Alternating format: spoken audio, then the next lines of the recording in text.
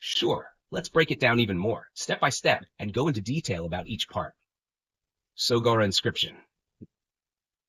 What is it? Location. Found in Sogara village, Uttar Pradesh in 1893. Material. It's a bronze plaque, which means it's made of a type of metal. Size. It's about the size of a small card, 6.4 centimeters long and 2.9 centimeters wide. Features of the inscription. Thickness. It's very thin, only 1.6 millimeters thick. Writing. The writing is in Prakrit, an ancient Indian language. It uses the Brahmi script, which is one of the oldest writing systems in India.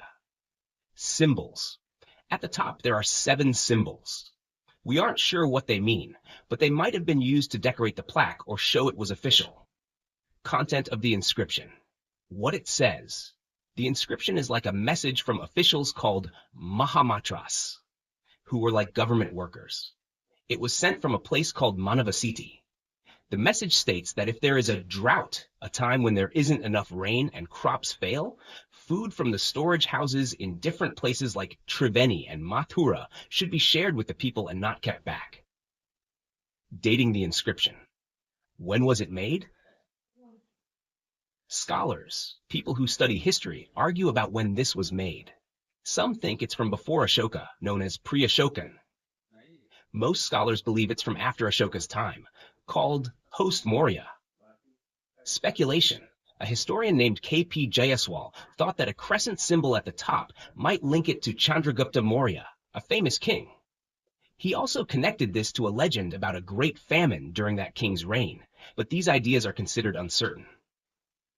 Mahastan inscription. What is it? Location. Found in Mahastangar, near a tank, a water body, in Bangladesh, in 1931. Material. It's made of limestone, which is a type of rock. Size. The piece is larger than the Sogara plaque, measuring 8.9 centimeters long and 5.7 centimeters wide.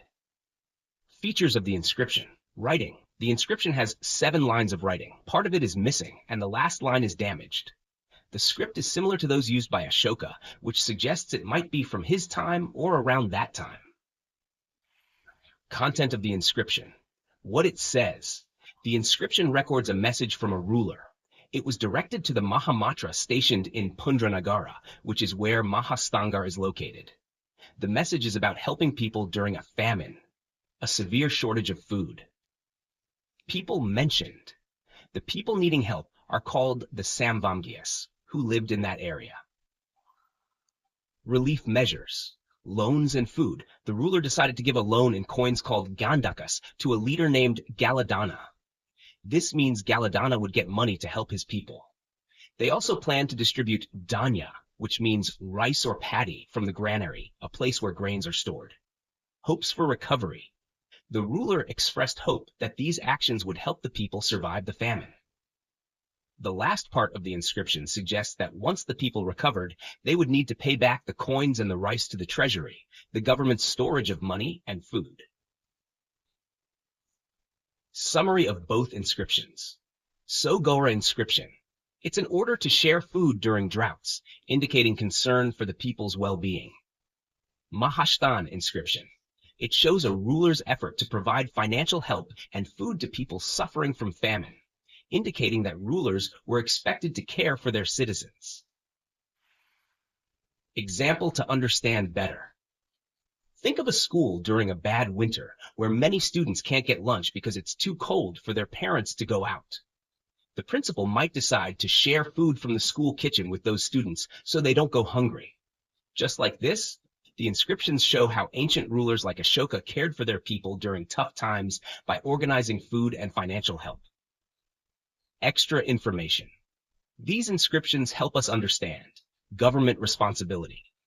Rulers were expected to look after their subjects, especially during crises like drought or famine. Communication. These inscriptions show how rulers communicated their decisions and orders to local officials. Cultural context. They give us insights into the social and economic issues of ancient times, such as food shortages and the importance of community support. This shows us the values of leadership and compassion in ancient societies, emphasizing that good rulers should always take care of their people.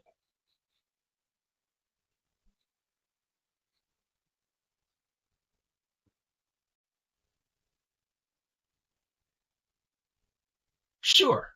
Let's break it down into very small parts and explain every detail clearly. We'll start from the basics and go step by step so it's very easy to follow. Hashner 1. What is archaeology?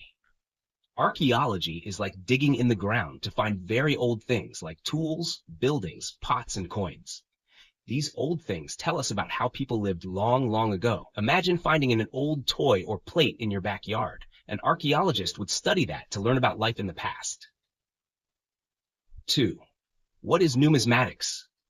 Numismatics is the study of coins. Old coins can tell us about what kind of money people used, how they traded, and what symbols they used on their coins. For example, if you find a coin from 100 years ago, it might have a picture of an old king on it. By looking at the coin, we learn about who was in charge back then. 3. Maurya period and its importance. The Maurya period is an old time in Indian history. The Maurya Empire was one of the biggest empires in India, and it was ruled by kings like Chandragupta Maurya and his grandson, Ashoka. This period was very important because it was a time when big cities grew and trade with other places became more common. 4. What archaeology tells us about the Maurya period? Not much evidence. Unfortunately, we haven't found a lot of remains, like buildings, tools, or other objects from this time, so we don't know everything about the Maurya period. But some things have been found. Kumrahar and Bulandibag. These places are in Pataliputra, the capital city of the Maurya Empire. Archaeologists found parts of the city here. Other places like Taxila, Mathura, and Bida also have remains from this period. Nar 5. More variety in objects during the Maurya period. Archaeologists found more different kinds of objects from this time compared to earlier times. This means people were making more things like tools, pots, weapons, decorations. The cities during the Maurya period were becoming bigger and more complex. This means they had more buildings, streets, and places where people lived and worked. Number 6. Special finds from the Maurya period. Ashoka's pillars. One of the most famous things from this time is the pillars built by Ashoka, the great king of the Maurya Empire. These pillars are tall stone columns, and they have writings on them. The writings talk about Ashoka's rules and messages to the people. For example, one pillar talks about being kind to animals and living a peaceful life. Sculptures and terracotta figures. There are also many stone and clay sculptures that show us what people looked like, what they believed in, and what kind of art they liked. Terracotta is a type of clay that is baked to make it hard, like making pottery. 7. Coins from the Maurya period. Punch-marked coins. The Maurya period used a special kind of coin called a punch-marked coin. These coins didn't have pictures like modern coins, but instead had symbols stamped or punched into them. Most of these coins were made of silver. What symbols were used on these coins? Some common symbols on Maurya coins were a crescent moon with arches below it, a tree inside a railing, a peacock standing on top of arches. What did these symbols mean? It's hard to know exactly, but here are some ideas. The crescent on arches might have been connected to the king or royalty. The tree and railing might represent the Bodhi tree, where Buddha became enlightened. People think this because Buddhism was very important during the Maurya period, especially with King Ashoka. The arches could represent a stupa, which is a dome-shaped structure important in Buddhism. These ideas are guesses from historians because we don't have written records explaining the symbols. 8. Coins and political power. When a symbol appeared on a coin, it became important. This is because the government or the king was the one who decided what went on the coin. So, these symbols weren't just pretty designs. They had political power. They showed who was in charge and what the government wanted to represent.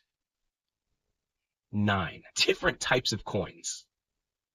In a book called the Arthashastra, a very old book about how to run a kingdom, it talks about different types of coins during the Maurya period.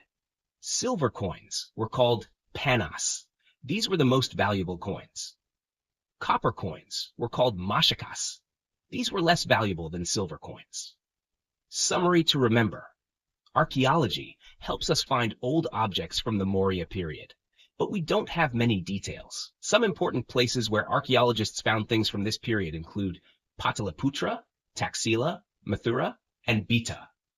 The Maurya period was a time when cities grew, and we see more variety in objects. Ashoka's pillars are famous and tell us about King Ashoka's messages. Coins from this period had symbols like trees, moons, and peacocks. Historians think these symbols might have had religious or political meanings. The Arthashastra mentions different kinds of coins like panas, silver coins, and mashakas, copper coins. Example to understand. Imagine you find an old coin in your backyard. This coin has a picture of a tree inside a fence. You wonder, what does this mean? Maybe it's just a pretty picture, but maybe it represents something important, like the Bodhi tree where Buddha meditated. This coin could have been used by people in the Maurya period, and that symbol might have had religious or political power. Does this help? Let me know if you want me to explain anything further.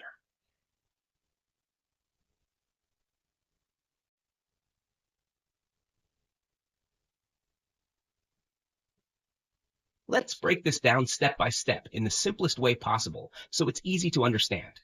1. Who were the Mauryas? The Maurya dynasty was a royal family that ruled a big part of ancient India. Chandragupta Maurya was the first king of the Maurya Empire. The Maurya kings ruled India from around 324 BCE to 187 BCE. That's over 130 years. 2. Maurya dynasty. Key rulers. There were 3 important kings in the beginning. 1. Chandragupta Maurya ruled from around 324 BCE to 297 BCE. He started the empire. 2. Bindusara ruled from 297 BCE to 273 BCE. He was Chandragupta's son. 3. Ashoka ruled 268 BCE to 232 BCE. He was Bindusara's son and the most famous Maurya king. Ashoka became famous for spreading Buddhism. 3. Connection to the Nanda dynasty. Before the Maurya dynasty, there was another royal family called the Nanda dynasty. The Maurya Empire was built on top of the Nanda Empire. This means the Nandas ruled first, and when they were defeated, the Maurya dynasty took over. Chandragupta Maurya overthrew the last Nanda king to start his rule. Different stories about Chandragupta's origin. There are many different stories about where Chandragupta Maurya came from. Some stories are found in old texts, and they don't all agree with each other. 1. Buddhist texts. Buddhist texts like the Digha Nikaya, Mahavamsa, and Divyavadana say that Chandragupta belonged to a Kshatriya clan called the Mauryas. Kshatriya is one of the 4 social classes in ancient India, and it includes warriors and kings. The Mauryas lived in a place called Pipalavana. 2. Parashishtaparvan story. The Parashishtaparvan tells a different story. It says Chandragupta was the son of the daughter of a chief of a village of peacock tamers. A peacock tamer is someone who takes care of and trains peacocks. The name Maurya is similar to the word Mayura, which means peacock in Sanskrit. 3. Mudra Rakshasa. The play Mudra Rakshasa says that Chandragupta came from a low social class. 4. Early medieval writers. Writers like Kshemendra and Somadeva say that Chandragupta was the son of a Nanda king, meaning he might have had royal blood from the Nandas. 5. Vishnu Purana, Dundaraja's commentary. According to Dundaraja, who explained the Vishnu Purana, Chandragupta was the eldest son of a man named Maurya, who was the son of a Nanda king named Sarvarthasiddhi. His mother was Mura, who came from a family of hunters. Number 5. Why so many different stories? There were many different versions of history written at different times. Some stories were written by Buddhist writers, others by Hindu writers, and some came from plays or folk tales. Because of this, Chandragupta's exact background is a bit unclear. He could have been from a royal family, or he might have come from a humble background and rose to power. Summary. The Maurya dynasty started with Chandragupta Maurya, and it lasted from around 324 BCE to 187 BCE. Chandragupta took power after defeating the Nanda dynasty. There are many stories about where Chandragupta came from. Buddhist texts say he was from a Kshatriya clan. Some other texts say he was from a village of peacock tamers. Some stories suggest he came from a low social class. Other texts say he might have been the son of a Nanda king. Example to understand. Imagine you hear different stories about a famous person today. Some people say they were born in a rich family.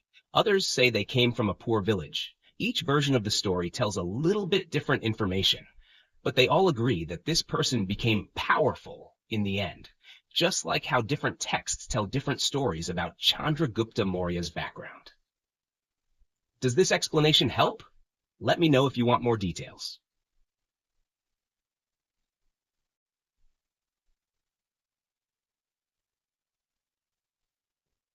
Let's break down this information in a way that's easy to follow. 1. Chandragupta's early success. Chandragupta Maurya may have started building his empire in Punjab, which is in the northwest of India today. From Punjab, he moved eastward and eventually gained control over Magadha, a powerful kingdom located in present-day Bihar. 2. Conflict with the Nanda dynasty. The Nanda dynasty ruled over Magadha before Chandragupta. Many texts talk about how Chandragupta fought with the Nandas and eventually defeated them. Texts that mention this conflict include Puranas, ancient Hindu texts, Milindapana, a Buddhist text, Mudraraksha, a famous play written about Chandragupta, Mahavamshatika, a historical text, Parashishtaparvan, a Jain text. 3. Chanakya's role. Chanakya, also called Kautilya or Vishnugupta, was a Brahmana, a high caste priest and scholar from Taxila, an ancient city in modern-day Pakistan. According to many stories, Chanakya helped Chandragupta in overthrowing the Nanda dynasty. Chanakya is famous for writing a book called the Arthashastra, which talks about how to rule and manage a kingdom. 4. Alexander the Great's invasion. Alexander of Macedon, often called Alexander the Great, invaded India in 327 to 326 BCE. This invasion created a power struggle in the northwest of India, and it's believed that Chandragupta met Alexander during this time. After Alexander left, his empire in the east was divided among his generals. 5. Chandragupta's conflict with Seleucus Nicator. After Alexander's death, one of his generals, Seleucus Nicator, controlled the eastern parts of Alexander's empire, which included some parts of what is now Afghanistan and Pakistan. Chandragupta and Seleucus fought against each other around 301 BCE. Instead of continuing the war, they made an agreement. Chandragupta got control over regions like Arachosia, the Kandahar area in modern-day Afghanistan, Gedrosia, modern-day Baluchistan in Pakistan, Parapamassadai, the area between Afghanistan and the Indian subcontinent. Chandragupta gave 500 elephants to Seleucus in return. Number 6.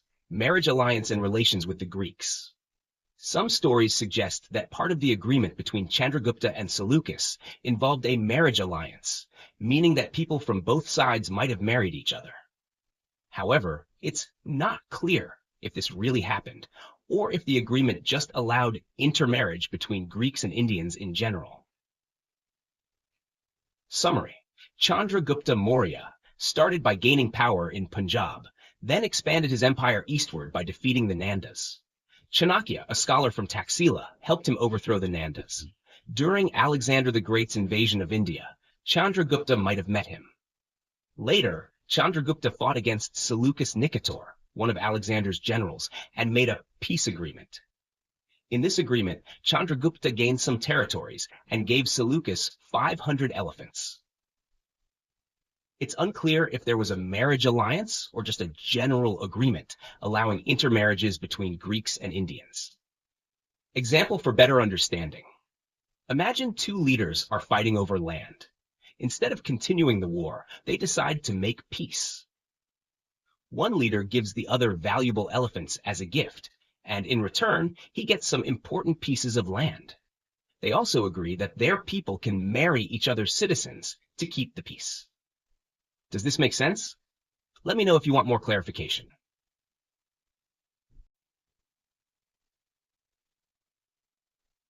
Sure, let's go through step by step and make it even simpler. 1. Chandragupta's inscription.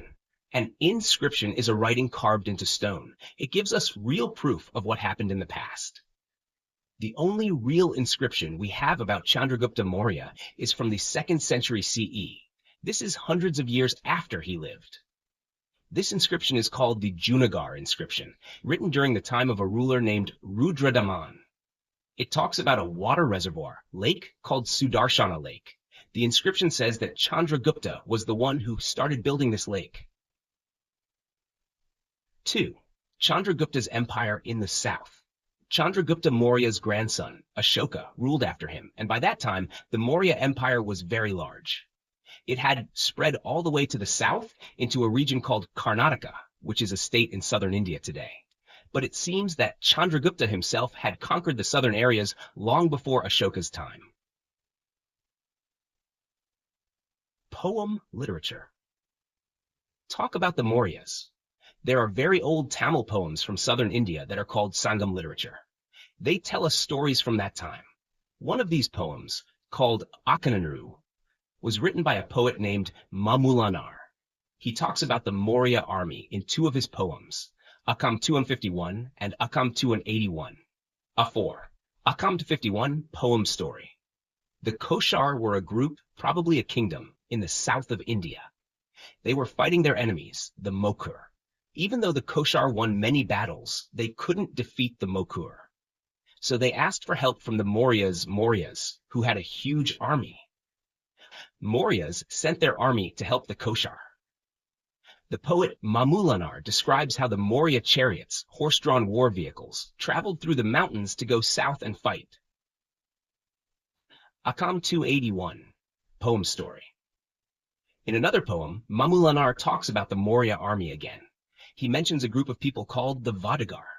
Vadagar means northerners, and it refers to people who lived in Andhra and Karnataka, areas in southern India, north of Tamil Nadu.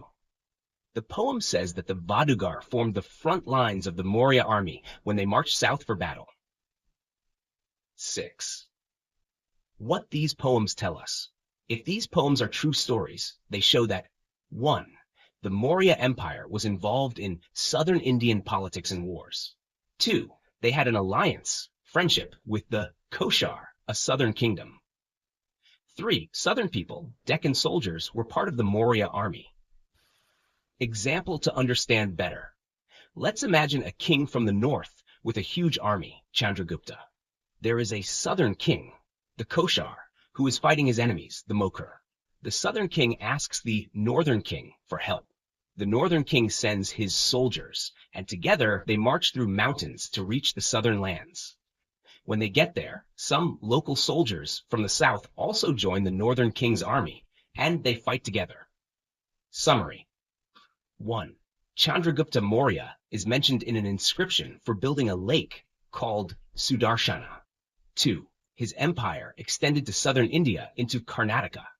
3. Old Tamil poems talk about the Maurya army helping a southern kingdom called the Koshar. 4. These poems also show that southern soldiers joined the Maurya army. Does this make more sense now? If you need more details, feel free to ask.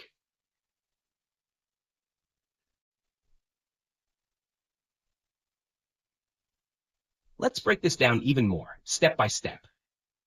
Chandragupta and Jainism. Chandragupta Maurya, one of India's greatest kings, is believed to have become a follower of Jainism in his later life. Jainism is an ancient religion that teaches nonviolence and peace. Its followers practice a very strict way of living, including non-harming of any living being. Why did Chandragupta go to Karnataka?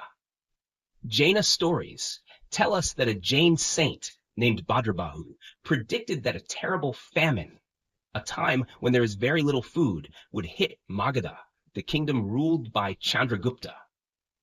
Bhadrabahu told Chandragupta about this famine, and because Chandragupta respected him, he decided to leave his kingdom and follow Bhadrabahu to Karnataka, a region in southern India.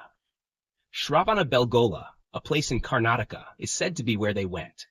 Even today, there are places with Chandra in their names around Shravanabelagola, possibly in reference to Chandragupta. Salakana, the Jain way of dying. According to the story, Chandragupta performed a Jain ritual called Salakana. Salakana is a special Jain practice where someone voluntarily fasts, doesn't eat or drink until death. This is seen as a peaceful, spiritual way to leave the world, especially for people who have lived long and full lives. It is said that Chandragupta, after leaving his throne, committed Salakana under Bhadrabahu's guidance. What the stories say. These stories have been passed down for centuries. A 10th century text called the Brihat Katha Kohas and a 19th century text called Rajavali Kathe both repeat this story about Chandragupta and Bhadrabahu. They say that Chandragupta left his throne, followed Bhadrabahu to Karnataka, and lived his last days there as a Jain ascetic, someone who gives up all comforts to live a simple life focused on spiritual matters. Inscriptions in Shravana Belgola. Inscriptions, writing on stone, found in Shravana Belgola mention both Chandragupta and Bhadrabahu. These inscriptions were written between the 5th and 15th centuries CE, many years after Chandragupta's time, which suggests that Jains strongly believed in this story. Even though these inscriptions exist, we are not 100% sure that the story is historically accurate. However, the tradition is very strong and many people believe it to be true. Key points. 1. Chandragupta Maurya is believed to have become a Jain follower in his later years. 2. He is said to have moved to Karnataka with the Jain saint Bhadrabahu because of the prediction of a famine. 3. Chandragupta may have performed Salakana, a Jain practice of fasting to death. 4.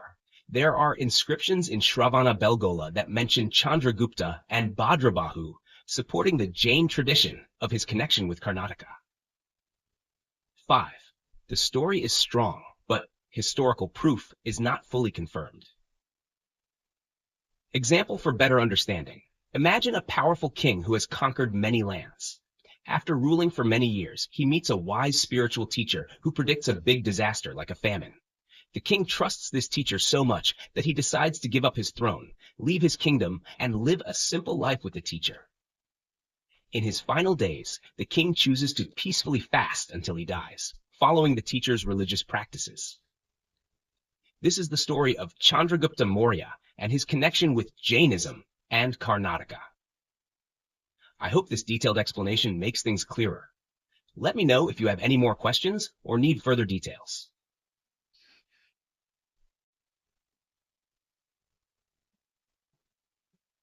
Let's break down the information into simple terms and explain it more clearly. Chandragupta's conquests beyond the Vindhya Mountains. Chandragupta Maurya was a powerful king who expanded his empire beyond the Vindhya Mountains, a mountain range in central India. This means his empire extended far south from the northern regions he controlled. Plutarch, an ancient Greek writer, said Chandragupta, whom he called Sandrocottus, conquered almost all of India with a huge army of 600,000 soldiers. This means that Chandragupta's military strength was enormous, which helped him take over large parts of India. Another writer, Justin, also wrote that Chandragupta ruled India, but the exact meaning of India at that time isn't very clear. It could have referred to northern India or other parts of the region that were known to the Greeks. Chandragupta's expansion into Gujarat, western India. There is an ancient inscription, a written record on stone, from a ruler named Rudradaman in Junagadh, located in modern-day Gujarat. This inscription says that the construction of a reservoir called the Sudarshana Lake began during Chandragupta's reign. This suggests that Chandragupta had control over Saurashtra, a region in Gujarat, which is far to the west of India. Based on this evidence, it is believed that Chandragupta played a big role in expanding and establishing the Maurya Empire, making it one of the largest and most powerful empires in India at that time. Chandragupta's successor. Chandragupta eventually stepped down from the throne. He gave up his position as king and handed over the empire to his son, Bindusara, who ruled from 297 BCE to 273 BCE. In Jaina tradition, stories from the Jain religion, it is said that Chandragupta gave the throne to a different son named Simhasena, but most historians agree that his real successor was Bindusara. In some old Indian texts, Bindusara is called Amitragata, which means destroyer of enemies. Greek writers referred to him as Amitrochates or Alitrochates. Problems during Bindusara's reign. During Bindusara's reign, there was a rebellion, in Taxila, which is a city located in present-day Pakistan. According to a Buddhist text called the Divyavadana, Ashoka, who was Bindusara's son, had to go to Taxila to stop this rebellion because some bad ministers had caused trouble there. Bindusara's military campaigns. A Tibetan historian named Taranatha tells a story that during Bindusara's rule, his great advisor Chanakya helped him by defeating the nobles and kings in 16 towns and made him the ruler of lands stretching from the eastern to the western seas.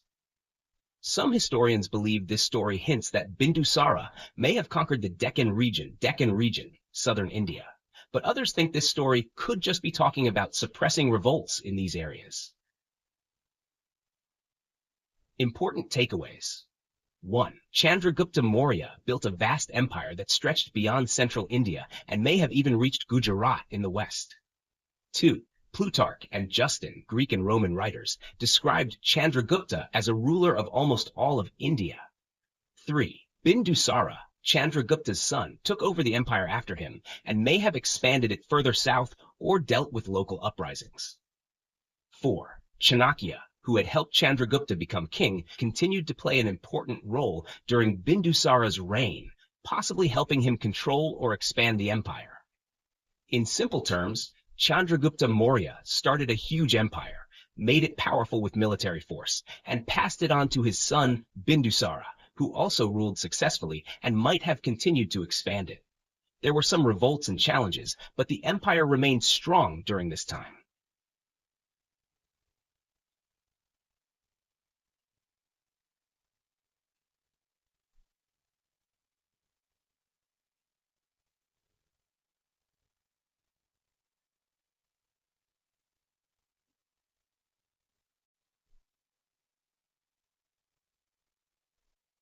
Let's break down everything about Bindusara even more clearly, step by step, so it's really easy to understand.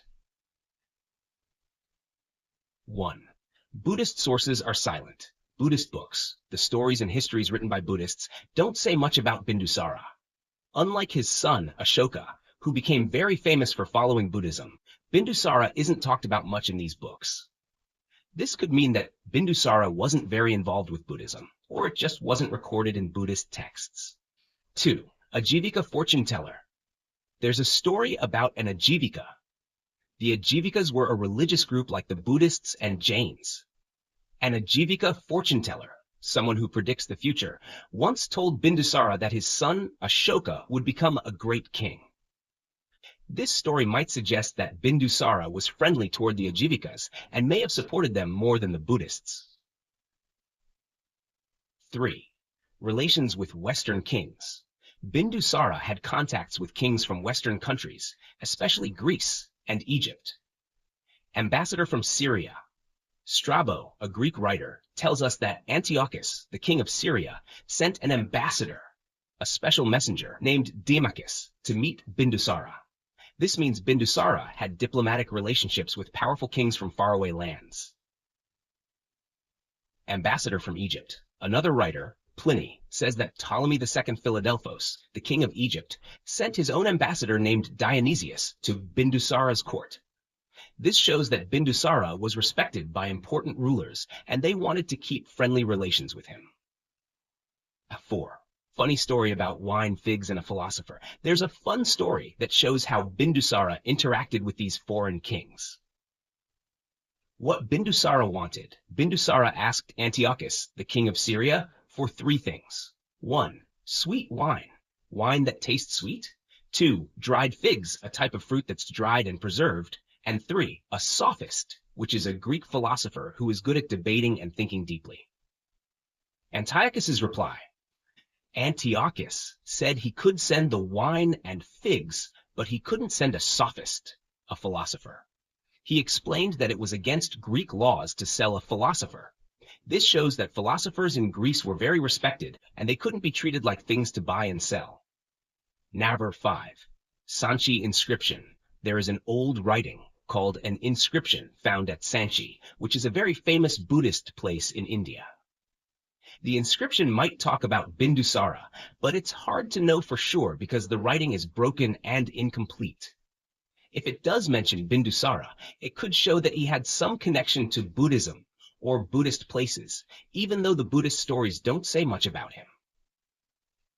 Extra information to help you understand. 1. Bindusara was the son of Chandragupta Maurya, the founder of the Maurya Empire, and the father of Ashoka, who became one of India's greatest kings. 2. Ajivikas, the group that the fortune teller came from, were a religious group different from Buddhists and Jains. Bindusara might have supported them. 3. Greek and Egyptian kings respected Bindusara. The fact that they sent ambassadors means they thought of him as an important ruler and wanted to be friendly. 4. The story about the wine, figs, and philosopher is funny because it shows how Bindusara liked things from Greek culture, like wine and philosophers. But Greek philosophers were so important in their country that they couldn't be bought like goods. In summary, Bindusara was an important king, but Buddhist books don't say much about him. He had friendly relationships with Greek and Egyptian kings and asked for things like wine, figs, and a philosopher from the king of Syria. A story says a fortune teller predicted that his son Ashoka would be a great king. There's also a small inscription at Sanchi that might mention Bindusara, but we can't be sure. This is everything explained in the simplest way about Bindusara. Let me know if you have any more questions or need more details.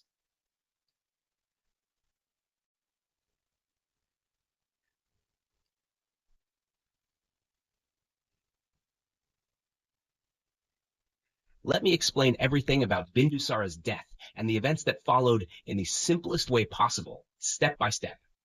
Nar 1. Bindusara's death, 273 BCE. Bindusara died in the year 273 BCE. After his death, there was a problem about who would become the next king. This is called a succession conflict, which means fighting over who gets the throne. 2. Who did Bindusara want as king? Bindusara wanted his son Susima to become the king after him. But Ashoka, another son of Bindusara, was supported by Bindusara's ministers, important people who help the king make decisions. What are ministers? Ministers are like the advisors of a king. They help the king decide things and sometimes have a lot of power. In this case, the ministers wanted Ashoka to be the king instead of Susima. The role of Radhagupta. One of the most important ministers was a man named Radhagupta. He played a very big role in helping Ashoka become king. Example to understand. Imagine you are in a school competition, and your teacher, like Radhagupta, helps and supports you to win the competition, even though someone else was expected to win. That's what Radhagupta did for Ashoka. 4. Ashoka and his brothers. There are Buddhist stories that say Ashoka had 99 brothers. The stories say that Ashoka killed 99 of his brothers, but he did not kill one brother, whose name was Tisa. Is this story true?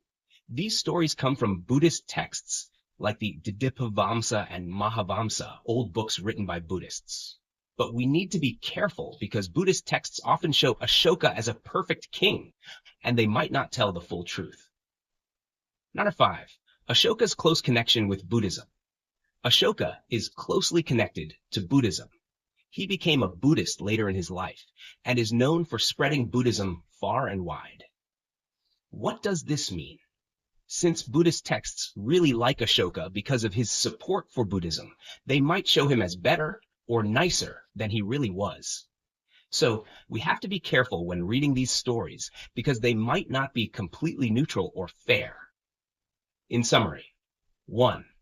Bindusara died in 273 BCE, and after his death, there was a fight about who would become king.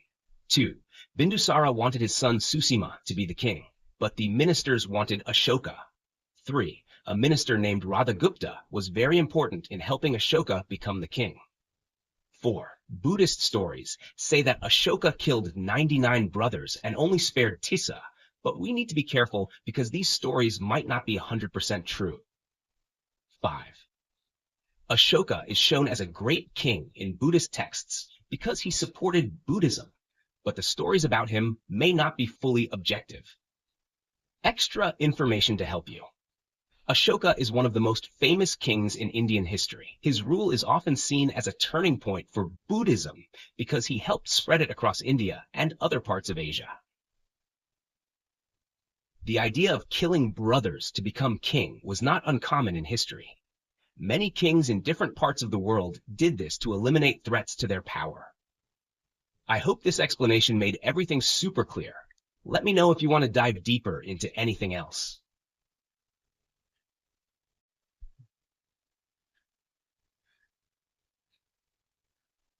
Let's break this down step by step, using simple words and easy explanations to understand everything about Ashoka, his mother, and the queens in his life. 1. Ashoka's mother. Ashokavadana is an old Buddhist text that talks about Ashoka's life. It says that Ashoka's mother was a queen named Subhadrangi. Subhadrangi was the daughter of a Brahmana, a person from the priestly class, from Champa, a place in ancient India. What happened to Ashoka's mother? There was palace intrigue, which means trouble or problems in the palace, and this kept Subhadrangi away from the king for some time. But after the problem ended, she became the mother of Ashoka. 2. How Ashoka got his name. The story says that when Ashoka was born, his mother exclaimed, "I am now without sorrow." The name Ashoka comes from this. In Sanskrit, Ashoka means without sorrow or without sadness. Example to understand. Imagine a mother is very sad for a long time, but when her baby is born, she is so happy that she says, "I have no more sadness." That's how Ashoka got his name. 3. Different names for Ashoka's mother. Different texts give different names for Ashoka's mother. The Divyavadana tells a similar story, but calls Ashoka's mother Janapada Kalyani in one version. Another text, the Vamsatapakasini, calls her Dharma. Why so many names? Different stories, written in different times, sometimes use different names. This is why Ashoka's mother has more than one name in these stories. Number 4. Ashoka's early life. During the time of his father's rule, Ashoka was made the governor of Ujjaini, a city in ancient India. Before that, he might have been a governor in Taxila, or he may have just gone there to stop a revolt, a fight against the government. 5. Ashoka's love story. The Dipavamsa and Mahavamsa, which are old Buddhist texts, tell the love story of Ashoka and a woman named Devi. Devi was the daughter of a merchant from Vidisha, another ancient city. Ashoka and Devi's children. Devi became the mother of two very famous children of Ashoka. 1. Mahinda, who became a Buddhist monk and helped spread Buddhism to Sri Lanka. 2. Sangamita, who also joined the Buddhist Sangha, community of monks and nuns, and helped bring Buddhism to Sri Lanka. Example to understand. Think of Mahinda and Sangamita as children who followed in their father's footsteps by joining Buddhism and helping it spread to other places, like how a family might all work in the same business. Number 6. Other queens of Ashoka. Besides Devi, there were other queens in Ashoka's life. These include Asandamita, Tisarakita, Padmavati.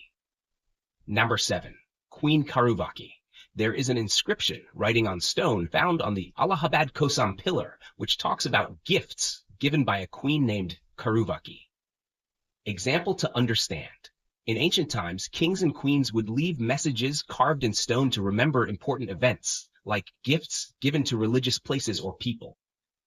This is what Queen Karuvaki did. In summary, 1.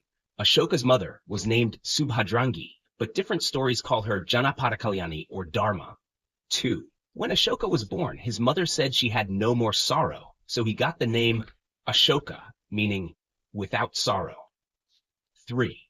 Ashoka was a governor before becoming king, and he fell in love with Devi, who became the mother of his famous children, Mahinda and Sangamita.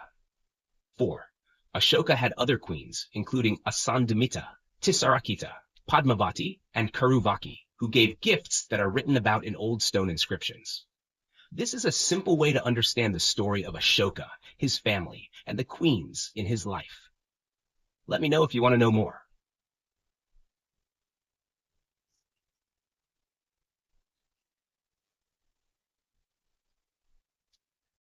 Who was Ashoka? Ashoka was one of the greatest kings in ancient India. He ruled a big empire and is famous for spreading Buddhism. His stories were passed down through Buddhist texts, like books or writings. One of the most famous stories about him is found in a text called Ashokavidana. Before we found his real stone inscriptions, where he wrote about himself on rocks and pillars, people mostly knew about Ashoka from these legends or stories. What is Ashokavidana? Ashokavidana is a collection of stories about Ashoka. It is part of a bigger book of stories called Divyavadana. These stories were written long after Ashoka lived, in the 2nd century CE, about 400 years after Ashoka died. But they are based on stories that people had been telling for a long time. J. Przalewski, a historian, thinks that these stories were written by Buddhist monks, religious teachers, from a city called Mathura. Mathura was very important in Buddhism, and it had a group of monks from a school called the Sarvastivada school. Ashoka's previous life, Jaya and Buddha's meeting. One of the most important stories from the Ashokavidana talks about Ashoka's past life. What is a previous life? Some people believe in reincarnation, which means when you die, your soul is born again in a new body. This is called a new life or next life. The story says Ashoka was someone else in his past life. His name in that life was Jaya, and he was a little boy. The story of Jaya and Buddha in this story, Jaya, the boy who would later be reborn as Ashoka, met the Buddha in his past life. Jaya was playing on the side of the road when he saw Buddha coming by. Jaya didn't have much to give as a gift, but he took a handful of dirt from the ground and put it in Buddha's begging bowl. Even though the gift was just dirt, Jaya gave it with a pure heart and made a wish. His wish was, one day, I want to become a king and a follower of Buddha. Example to understand. Imagine you see someone important, but you don't have anything special to give them. You give them the little you have, even if it's just something simple like dirt, but you give it with a good heart. Buddha's special smile. When Jaya gave Buddha the dirt, something amazing happened. Buddha smiled, but this wasn't an ordinary smile. The story says that when Buddha smiled, rays of light came out from his smile and lit up the whole universe. Then, these rays of light went back into Buddha's left hand. What does this mean? This was a sign that Jaya's wish would come true. In his next life, he would become a great king. Buddha's prediction. After Buddha smiled, he made a prediction, a statement about the future. Buddha turned to his student, Ananda, who was a close follower of Buddha, and said, 100 years after I pass away, this little boy who gave me a handful of dirt will be born again as a great king.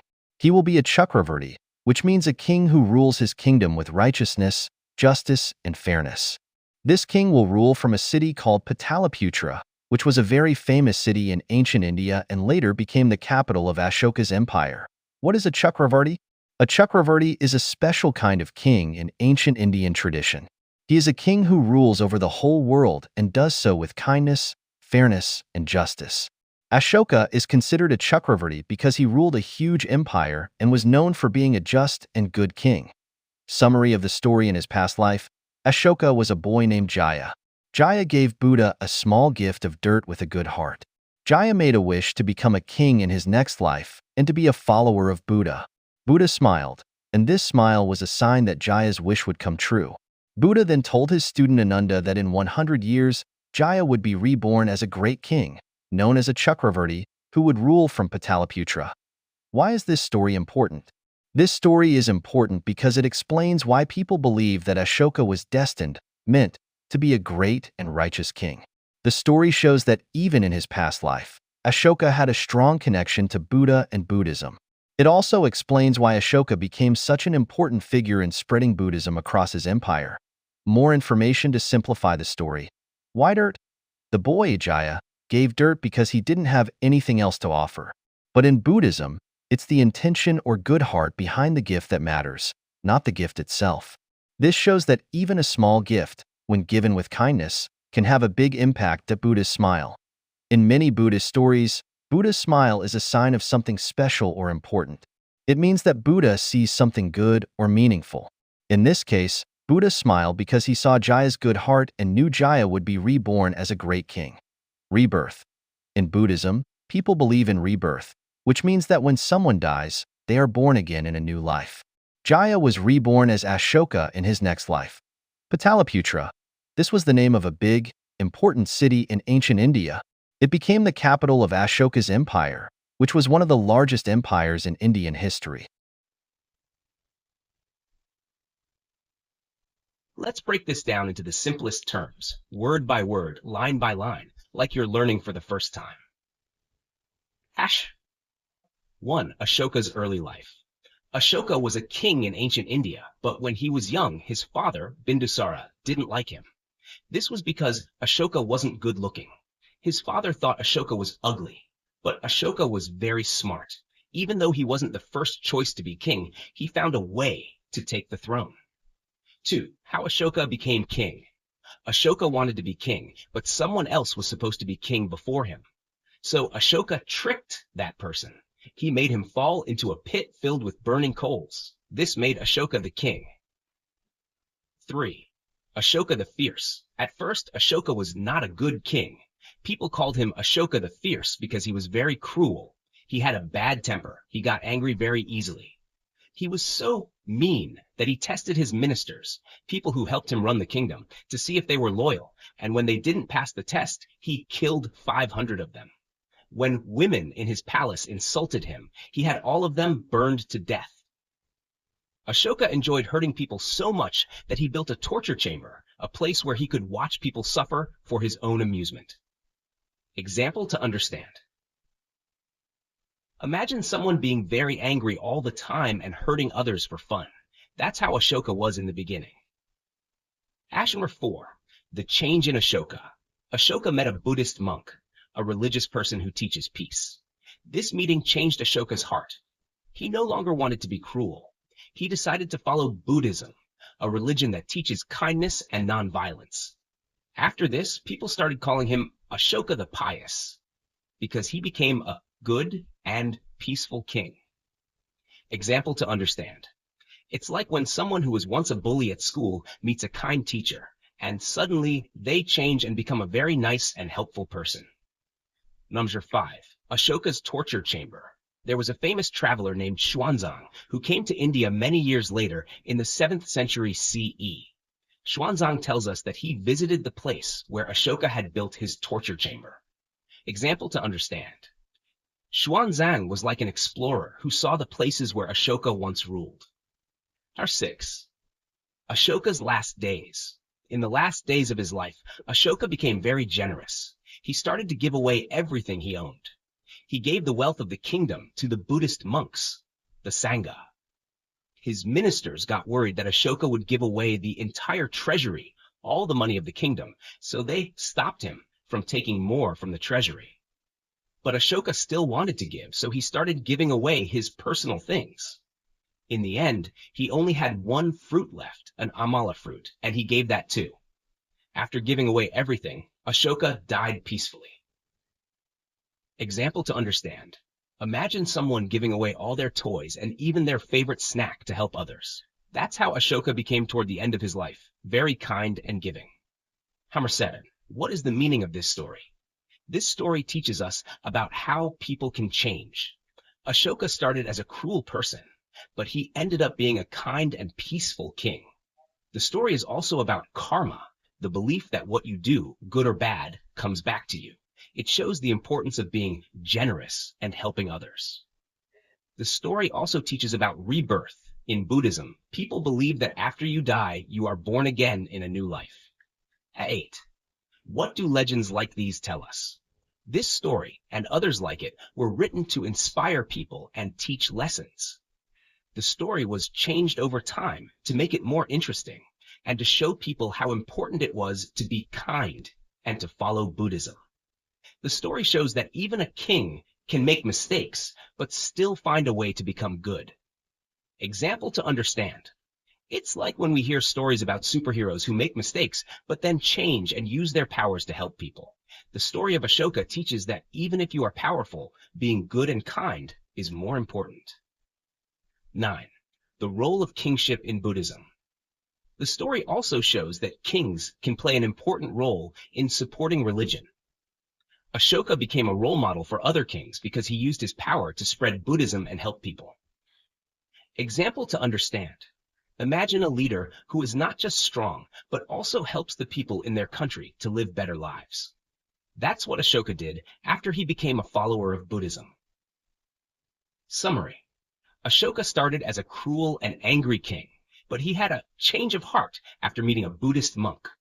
He became a kind and peaceful king, giving away all his wealth to help others. The story teaches us that anyone can change and become better, no matter how bad they were in the past. It also shows the importance of kindness, generosity, and following a good path in life. This is the simplest way to understand Ashoka's story from the Ashoka Vadana. If you have any more questions or want to explore any part further, feel free to ask.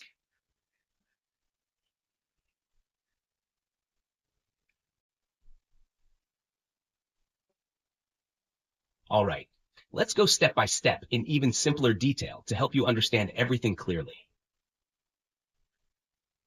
What happened at Kanaganahalli?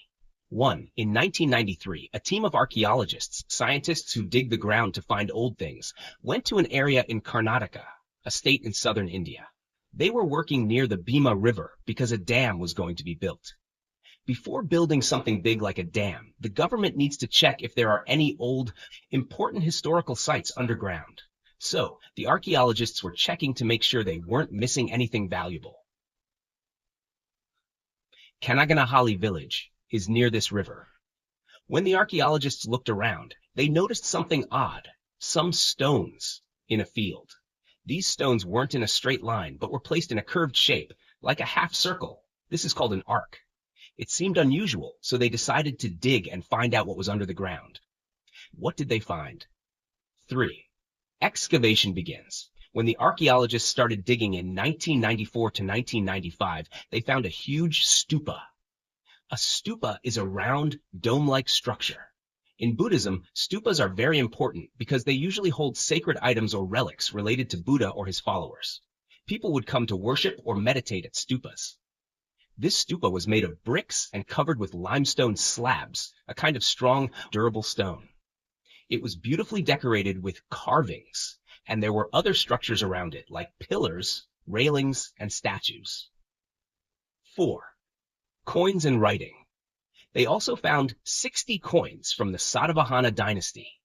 This was an ancient kingdom that ruled parts of India from the 1st to the 3rd century CE, about 2,000 years ago. These coins were like clues, helping the archaeologists figure out how old the site was. On top of that, they discovered 200 inscriptions, words carved into stones, that told stories about the people who lived back then and made donations to this Buddhist site. The special discovery, a stone portrait of Ashoka V. Who was Ashoka? Let's quickly talk about Ashoka. He was one of the greatest kings in Indian history, ruling from around 268 to 232 BCE. In the beginning, he was known for being fierce and harsh. But after a terrible war, he changed his ways, became a follower of Buddhism, and spread the religion across his empire. He's remembered today as a great and kind king, often called Ashoka the Great. 6. What they found at Kanaganahalli. Among all the discoveries, there was a very special find. A stone sculpture showing a king and queen. This sculpture was surrounded by female attendants, servants, holding a parasol, umbrella, and fly whisk. These were symbols of royalty in ancient India, showing that the person in the sculpture was a king. But how did they know this was King Ashoka? The sculpture had an inscription in Brahmi script, an ancient form of writing. The inscription said Ranyo Ashoka, which means King Ashoka. This confirmed that the king in the sculpture was Ashoka.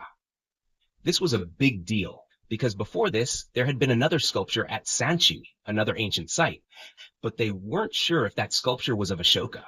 Here at Kanaganahalli, they had proof, a sculpture of Ashoka with his name right next to it.